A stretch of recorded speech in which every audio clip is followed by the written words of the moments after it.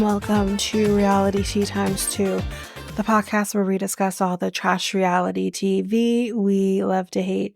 I'm Tanika, and today we are going to be discussing Selling Sunset episodes 7, 8, and 9.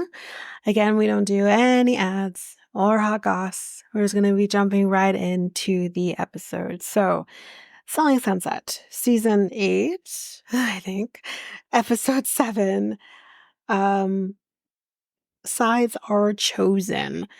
Let's get into it. So, Chrishell does not want to do this, but can you clarify what happened? And again, this is her conversation with Bre.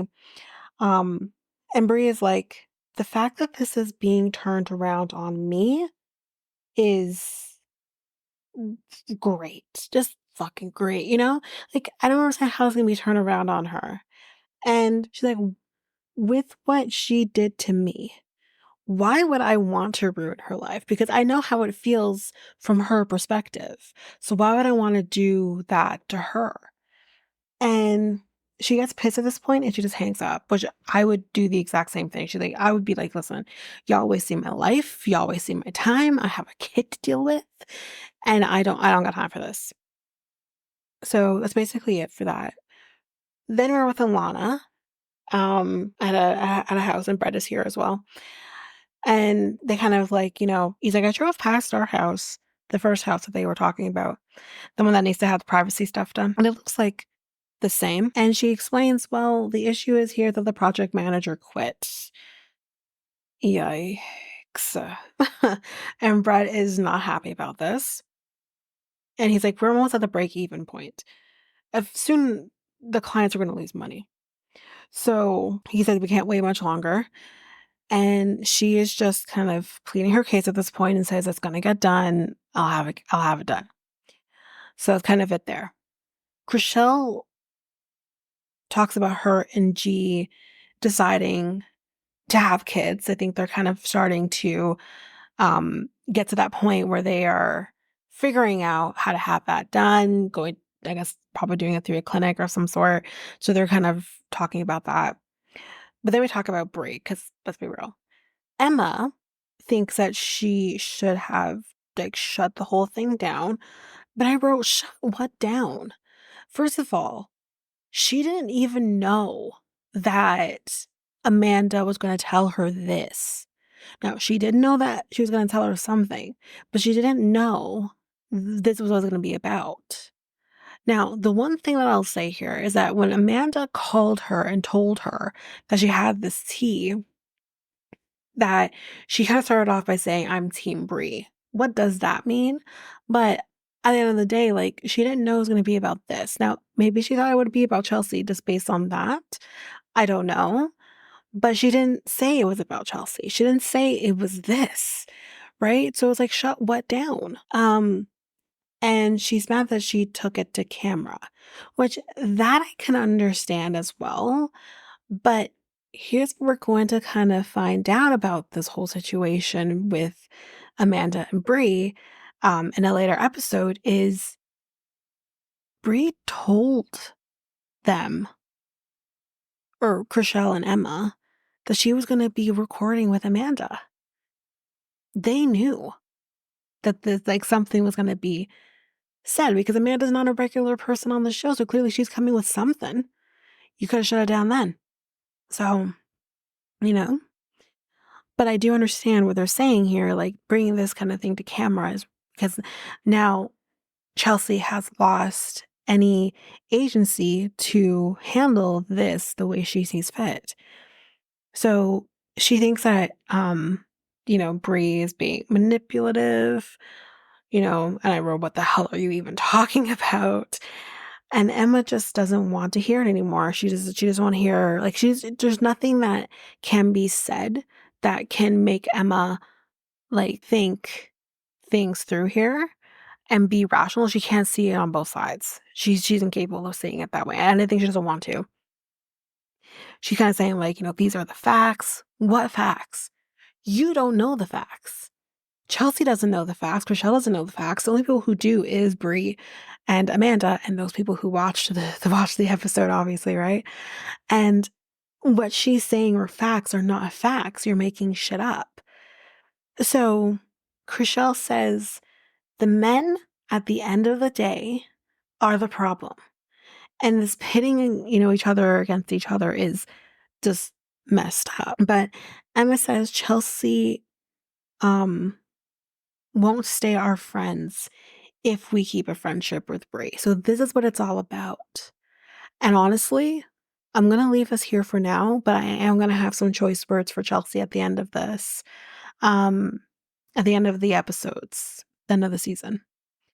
Because there is something that is said by Chelsea that lends me to believe that there's exactly something going on here where Chelsea is making these women feel they have to make a choice.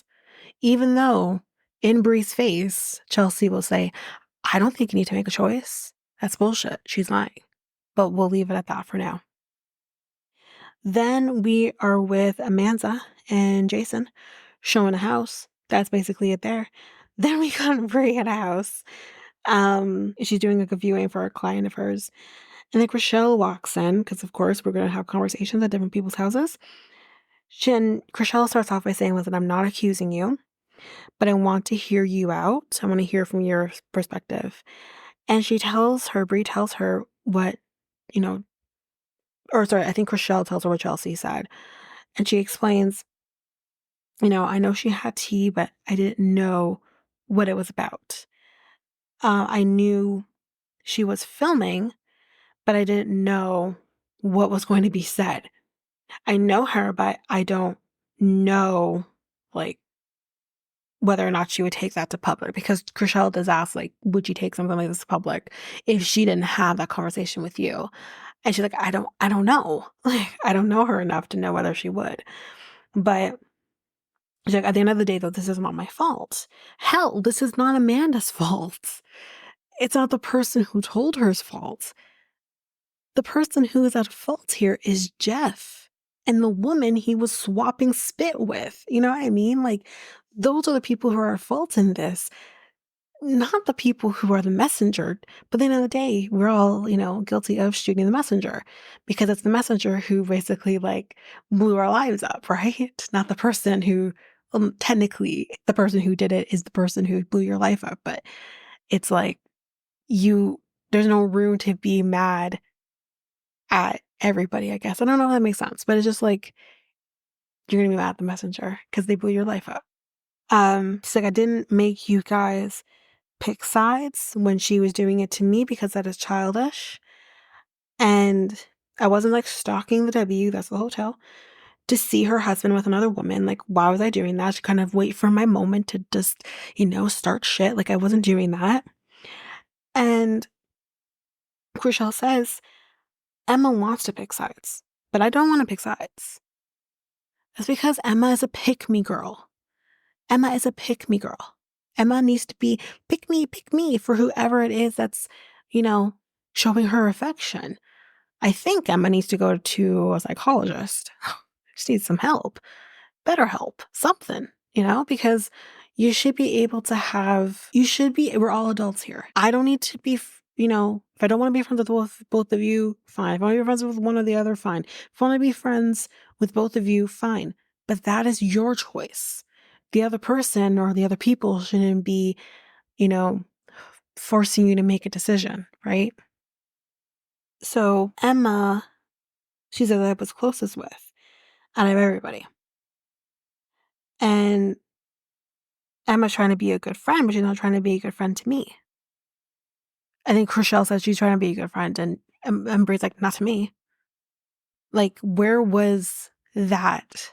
I think what she's trying to get at is, where was that, like, just the need to be a good friend in these situations when it was happening to me? When her friend, in this case Chelsea, was doing it to me. And sure, I gave her something. I wasn't I didn't do nearly the shit that Chelsea did to me, and yet I'm being pushed to the side. That's hurtful. So she's like, I didn't get that same protection, being 6 weeks postpartum. starting a new job is that. And she kind of ends us off with, no, fuck around and find out, my favorite line. And, she's like, if she wants to be a bitch, then I'll be a cunt. I love her. I love her so much. To me, Bre can do no wrong.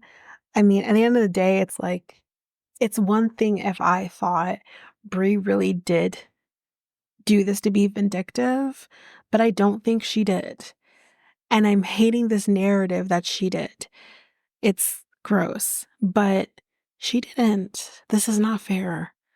But anyway, that is it for episode 7. We're going to take a quick break and then we will be back and we'll jump in with episode 8.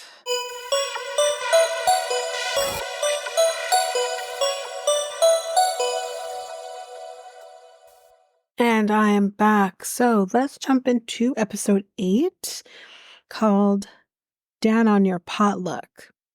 Okay. So we're at Mary's house.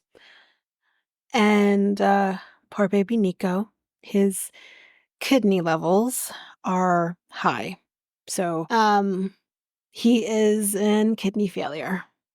And Jason tells Mary, we don't really have a long time with him. And they say, it's probably days that they have with him. We'll leave it at that for now. We got Emma and Chelsea. And I just wrote, these are mean girls at this point. And I did write here that Emma's a pick-me girl before I even said it.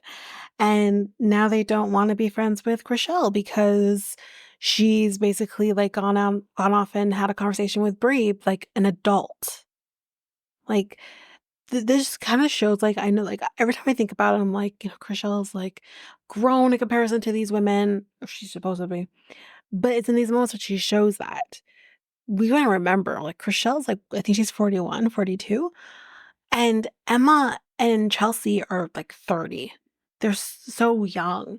And it just kind of goes to show that. But again, I don't even want to say that because it's like, don't group me into that because I'm in my early 30s and I have more sense to hear everybody out.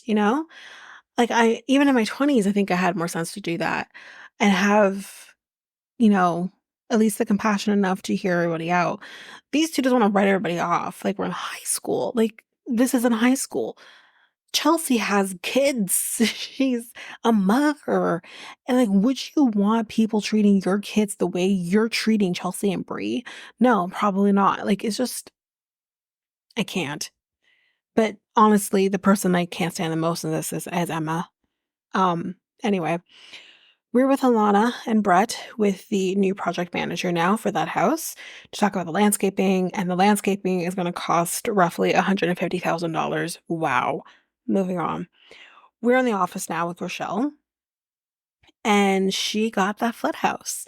The flood house, if everyone remembers from, I think it was episode 6, that the agent left the fireplace on and the smoke, what you call it? The sprinklers went off and the house was crying. That one. So the buyer pulled out of the sale and now she's got that house. Good for her. I don't think that agent deserves a damn thing anyways. But anyways, Chrishell also sold a house and she rings the bell. Amanda comes in with a painting that is actually really good. And it's going to be going into a gallery. She's going to be having an art gallery, right? Is that the right term? Later on. We'll see that later. But then Brett looks stressed because of Nico. Trigger warning for everyone that I'm about to say. Of course, if you've heard this podcast before, we have talked about this in a previous episode, but trigger warning on the loss for animal loss. Nico did pass away. And Brett is just crying. Because again, this dog has been a part of their lives for 18 years. That's a really long time. That's almost half your life. Half of these guys' lives anyways. And that's just, wow. Horrible. It's so sad. Chelsea says, I'm going to cook her something and drop it off to them. Everyone loves comfort food. Absolutely. But then we're at Jason's condo. We're going to be doing a potluck with everyone. And Chrishell put mac and cheese in a dish in the car that she bought. Like, it's a wreck. And we have a challenge of the empanadas because Mary, I think it was Mary who brought empanadas. And obviously, Emma also brought empanadas because she's the empanada queen. And she literally takes the empanadas that Mary made and throws them down the balcony and it hits somebody. Jesus. Death by empanada. Can you imagine? Anyway, so both Mary and Jason tattooed on themselves with Nico's ashes. And although that's sweet, I'm going to kind of take Nicole's stance on this one and be like, that's extreme. But they are also still co-parenting the ashes, so they're going back and forth with the ashes. And Bre does show up, and she completely outdoes herself. I think she brought like catering. So apparently the whole reason for this potluck is because they've actually broken a record with how much commission they have gotten in a month. So that's really cool. Chrishell and Chelsea talk alone. And she said, I did speak with Bre. Of course, Chelsea's like, yeah, Emma told me because nothing can be told by the person themselves. But anyways, Chelsea says that she doesn't care and that the only reason this was brought up is because, well, you asked and so did Emma. That's very true. Enough could have been left alone if you just let it go. I mean, I think actually Chrishell didn't bring it up. Emma did. And Emma wouldn't let it go because Chrishell's like, well, I don't think that's really the thing that we need to be worrying about. And Emma kept dragging it up because I'm going to say this right now. Like, when you've been cheated on in this way by someone who you thought was going to love you, said that they would take care of you, protect your heart, all of that. And then you have, not only that, but you have a marriage and you have kids. And that's adds another layer of the fuck shit when a man cheats. You don't quite understand. Now, I haven't had kids, but I've also obviously been in a marriage and I've been in relationships where you have that commitment and it's devastating. And the last thing you want to worry about is how you got the information or who gave you the information. It's not relevant. You were given the information. Yes, sometimes that can be hard, but whoever gave it to you, but that's maybe something you could deal with at a later time because priorities. Emma doesn't understand that because I don't know if Emma's really experienced the kind of heartbreak that Chelsea's currently going through. And not only that, but now the upheaval that her family is being put through. There's a lot of change that's going to be happening that is going to outlive this moment of having to go through a divorce. Her home is now broken, and that is so much for someone to handle. And I don't believe Emma really truly understands that. And that there is a time and there is a place to bring this shit up, not a week or two after she has just found out that her husband has been having an affair with God knows how many women and where that, how long that's been going on for. That is such a huge thing for someone to go through. And not only that, but for the person she's been with for a decade. Like, the years that she's spent with this man, she has also grown up alongside this relationship with him. This is a lot. So, Emma, shut up. It's just the time and the place. She's like, listen, this is my life. I don't care. But you do you. Get the facts if you want to get the facts. And that's that. So, but yeah, that's basically that. That's episode 8. We're going to take another quick break here. And when we come back, we will jump in with the final episode for our episode, which is episode 9.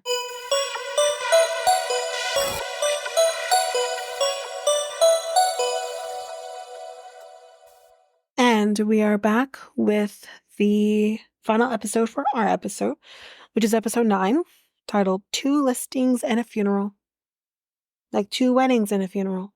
So we got the D'Amelio family. Did I say that right? I don't care. Um, Mom wants so they're basically, they have a house that they want to sell. They've lived in it for 3 years. They want to get a new house. So mom's impractical vision of what she wants in a home is a home on an ocean front with a farm in the back. You're not going to get that in California, ma'am. I don't know where in the hell you think you're going to get that in California, but you're not getting that in California. You're going to get one or the other. Basically, Jason's like, that doesn't exist. But Mary is kind of holding that. Once they kind of do that, they get over with it. Mary kind of says to him, the two of them together, saying that she's holding on by a thread right now. And they are going to be having the funeral for little Nico at her house. So we are with Chelsea, showing a house to one of the really sexy friends that we saw earlier in the season, Joey. God, my God, he's hot. He thinks that there's like an atrium in the house, and he thinks it's an aquarium. Where's the water, sir? And she's like, no. Then Emma shows up, y'all. When Emma shows up, he's drooling. He's drooling. And he's like, who are you? Who are you? What's your name? He's like, are you going to be showing me houses too? No. And he definitely likes what he sees, and he's flirting hard. HARD, all in caps. Like, hard. And he jumps in the pool and all of this, and she's kind of into it. I mean, I'm sorry. I mean, him with the accent and all that, I mean, yes, please. Anyway. So then we kind of see Brett, Jason, and Mary. They're car shopping. Jason's doing therapy right now by shopping for a car, and he gets a new Ferrari. And when he's test driving this car, my guy thinks he is Vin Diesel in Fast and the Furious. Really. Anyway, we are at Bre's old house with the cute, legendary, and Chrishell and Gracie. And the house looks much better now. Everything's been fixed. The outside looks normal. The inside doesn't have cracks and water damage anymore. Everything looks great. And Chrishell bought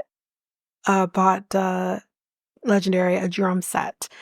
And Bre's like, clearly Chrishell doesn't have kids, because when you have kids and you want gifts for your kids, you try to go for things that are a little more quiet.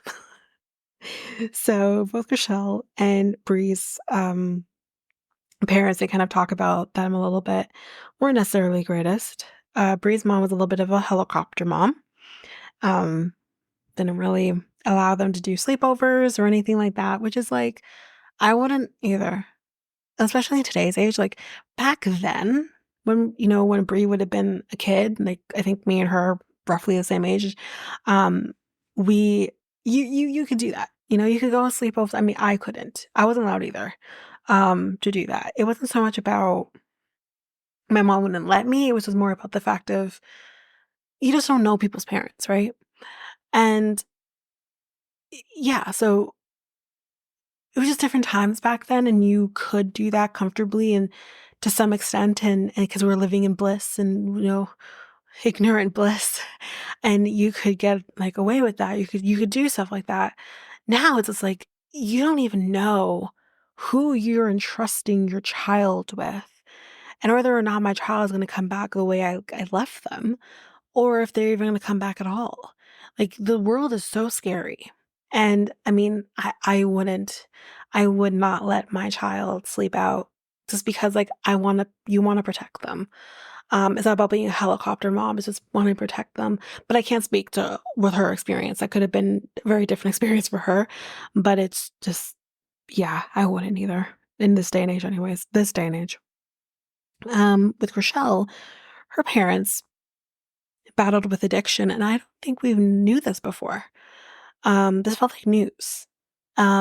So she's like, sometimes we just didn't know when we were going to get a meal or what state we're going to be in. She's like, sometimes honestly, I preferred when my parents were under under the influence. She said, because then at least I knew then when I was going to get a meal, when my clothes would be clean, all of that. It seemed like there was more upheaval when they were sober, which is really interesting. But I think it probably was just the mental turmoil when you're sober and having to deal with that and trying not to use. And but it's interesting, and they probably also fed off each other, so there's that too. um I'm going to assume they got through it. I don't know though. So then we talk about Chelsea and Emma, and Emma is written off in Bree's book. Hell, she's written off in my book too. She's like, I will never go backwards. I'm not stupid. Amen, Bree. Chrishell asks, like, is there like a way that you two can talk this out? Figure this all out. And Bree's like, I don't know. Which I think maybe deep down she hopes that maybe they could, but at the same time, like, her defenses are up and she's like, I gotta protect myself. Like, I'm not going to look foolish trying to forgive her, I get her. So now, again, just trigger warning, we're at Nico's funeral, and Jason, it gave him, he's like, I'm a numbers guy, so I crunched the numbers. I gave him like 50,000 kisses, and like they're emotional and understandable. And they gave him McDonald's because he wasn't eating, so they, you know, treat him right. And because of that too, like kind of to, um, you know, pay tribute to him, they're going to be having McDonald's for lunch afterwards, which I thought was really sweet. Then we see them kind of scattering some of his ashes by this orange tree. And Brett, prior to the funeral actually starting, is like to Bree, because Bree's there, and he's like, Bree, I'm gonna need those. I might need those tissues later. He's like, I got you. So when this is happening, Brett's just reaching for the tissues and like, give me that tissue. So sad. Now we're gonna go eat some McDonald's. But of course the drama has to begin. So Emma walks out to like the backyard, and Alanna is with Bre, and she's asked like, can I talk to Bre like alone, like skedaddle. And she tells Bre, like, I feel like you orchestrated everything. You can feel whatever you want to feel, but that doesn't mean that that's how it happened. You know what I mean? Your feelings don't mean shit. Anyway, I guess like, it feels like she kind of like seeked this out. She's like, or set this up, I should say, sorry. She's like, I didn't come to fight with you, because like Bre is like obviously getting defensive, but it's like, but you did. Otherwise you wouldn't have confronted her. You did come to fight. Don't make me think I'm crazy because you want to like, you did. You want to fight her. Otherwise you wouldn't have had the conversation.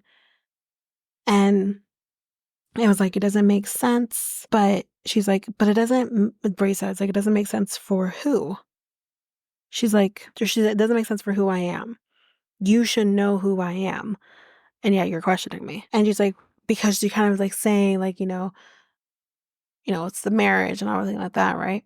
And Bree's like, so wait, because hers is a marriage, hers means more than my relationship, my dynamic with my family. And Emma's like, you're talking about Nick. And she's like, yeah, because my relationship doesn't, traditionally look, it's not conventional. So because of that, my relationship, my family isn't valued in the same way as Chelsea's and hers. Like, it shouldn't matter what my family looks like. It should have been valued. In Chelsea, it wasn't. And I'm not getting this. Like, she didn't get the same heat that you're giving me. And I'm happy she said it. It may not make sense to some, but it doesn't have to. It's her life. And if she wants to be in this relationship with Nick, then that's her business. She's not hurting anybody. Anyway, um, She's like, I should have kept my mouth shut. And then Chelsea and Chrishell come out because we hear, like, they're yelling, like, everyone can hear it. And Chelsea says, these are my people, these are my family. Like, she's saying that to Bre about Emma and Chrishell. And she says it more than once. And Bre's like, I heard you. Like, it feels like Chelsea's trying to invalidate what they mean to her, to Bre. Like, they're more important to me, so you need to fuck off. That's what it felt like. And Chelsea's like, I'm not saying it to say, like, make it come off bad or anything, but you are. I fully believe, like, she was. So she's like, I have said, I don't care how it was brought to me. This is still my real life. I don't want this to, like, turn into something that doesn't need to turn into. She says in front of Bre, it's okay to have your relationships with Bre if that's what you want to do, which I'm going to have choice words about that. It's the last episode or the next episode. I will have thoughts about it because I don't believe her. And she apparently told Chrishell and Emma, Bre did, about Amanda coming to, record or to film. And she says, like, you could have stopped it then. So that makes it very interesting that everyone is trying to say that Bre started something. Yet Bre seemed to have full disclosure about Chrishell and Emma about Amanda coming to film, which is interesting. And you kind of see Chelsea's head whip, be like, wait, what? Like, that part you guys left out because, again, that's not going to be a part of the show, but that's not shown. And I love that Bre just breaks down that fourth wall and says, I told you that we were going to be filming and you didn't stop it. So, and Bre kind of says, listen, this is not who I am. If I wanted to blow up Chelsea, I had the perfect opportunity to do so, and I didn't. And that is also very true. She could have blown this up. If this was Christine Quinn, she would have. You know what I mean? But she didn't. I don't even know if Christine Quinn would have blown it up like that either, because I just think, like, this is not what you do. You don't mess with people's families like that. And she went to her and she told her, what more do you want from her? She would have been damned if she did and damned if she didn't, honestly. So everyone's kind of walking off at this point. Chelsea leaves, Bre leaves. I think Emma, Chrishell leave. Like, everyone's leaving at this point because they just don't want to deal with this anymore. And like the cameras are pointing at Bre and she's like, you better get those cameras out of my face. She's had it because, like, this is ridiculous. And I don't blame her. But anyways, that is it for this episode. We're getting there. We're getting to the end. So we're going to finish it up. Like I said, I promised I was going to finish it up. So the next episode is going to be the final episode for Selling Sunset, which is going to be episodes 10 and 11. And then we will be done with Selling Sunset just in time for Love is Blind US to be coming back. So that is it for this episode. So if you like what you heard, please rate, review the podcast on either Apple Podcasts or Spotify. Also, don't forget that you can also share us with everyone in your life if you really love this. And I do want to read those reviews. I'm definitely getting 5-star ratings, but I want to read those reviews. So send me those reviews and I will read those 4 and 5-star reviews on the podcast. Also, we're on every one of your favorite podcast apps, every one of them, including you can find us on YouTube at Reality Tea Times 2. If you want to connect with us, you can do so by going to either Facebook or Instagram at Reality Tea Times 2. You can also find us on Twitter, TikTok, Reddit at Reality Tea Times 2 Pod. We also have our email, which is at realityteatimes2 at hotmail.com. Definitely want to hear from you guys.